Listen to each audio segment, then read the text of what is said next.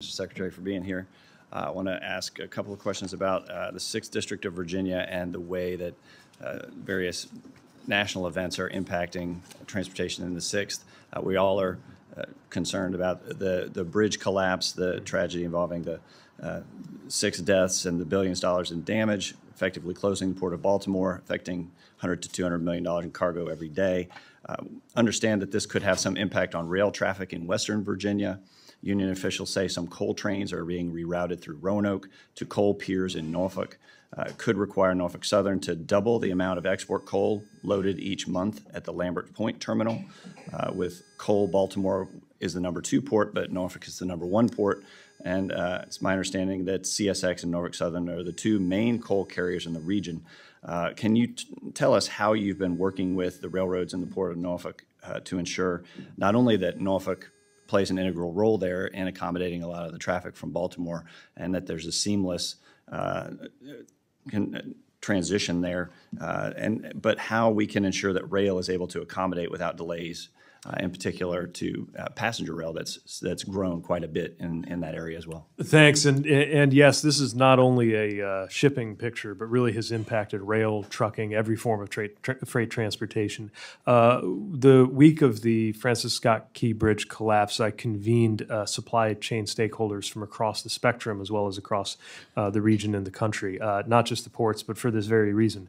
We had rail, trucking, and cargo owners and other representatives there. I will say I've been impressed by how various ports, including Virginia ports, have stepped up to absorb some of that temporarily diverted cargo, and not just what that means in terms of port capacity, but the railroad and also trucking elements of that as well.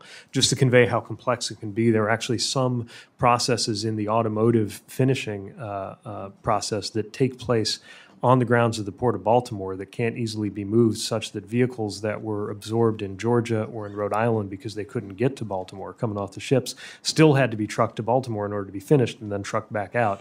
And obviously they had to do that without the benefit of having the Key Bridge, which serves so much of that cargo.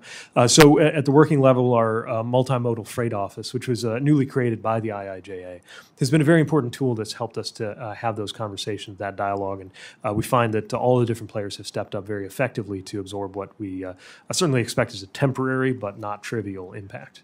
Now, when it comes to road transportation, Interstate 81 it has been overburdened by truck traffic for decades now. Originally built for around 15% truck traffic, it accommodates over 30, 40, sometimes even 50% truck traffic, depending on the day of the week, traveling up to the northeast from points south.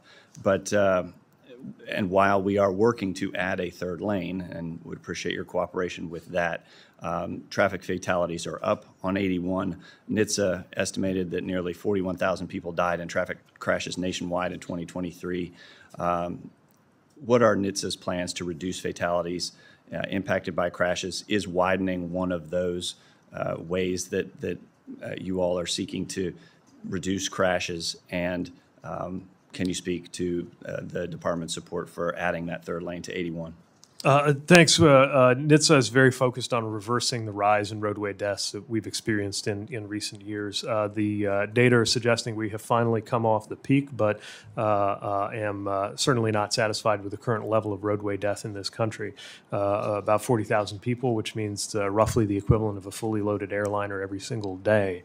And a number that I should also add is significantly higher than our peer developed countries. Our strategy for addressing that has 5 elements: safer roads, safer vehicles, safer speeds, safer people, including drivers, and then a higher standard of post-crash care. And that first thing that you mentioned, safer roads, wouldn't adding additional lanes mileage be part of that? Potentially, yes. It certainly depends on the project and the specifics, but we want to make sure that there's a healthy and safe flow of traffic on any interstate. Let me ask one more question before my time expires that impacts the Roanoke Airport, because we do have flights that go through Reagan National. The FAA recently issued an analysis of adding more daily round-trip flights to Reagan National. It found that 5 more round trips would result in an extra 12 hours of delays each day. It's already the 10th most delayed airport in the country. It would have a negative impact on safety at the airport. Just a few weeks ago, there was a near collision between 2 commercial flights on a runway with 819 daily takeoffs. more than LAX, Newark, or O'Hare, it's clear that Reagan National's runway is the busiest in the nation, already ranks third for runway incursions. Can you comment on the administration's position on adding those extra 5 slots? Yes, we certainly recognize and respect the role of Congress in determining the availability of slots. I would note, having spent time up in that tower at DCA, that it really is an exceptionally, as you noticed, not only an exceptionally busy, but airstrip in terms of that one runway, the hardest working runway in the national airspace. We would be concerned about the pressure that could put on the system. Of course, we stand ready to make good on whatever Congress provides. Thank you. Yield back.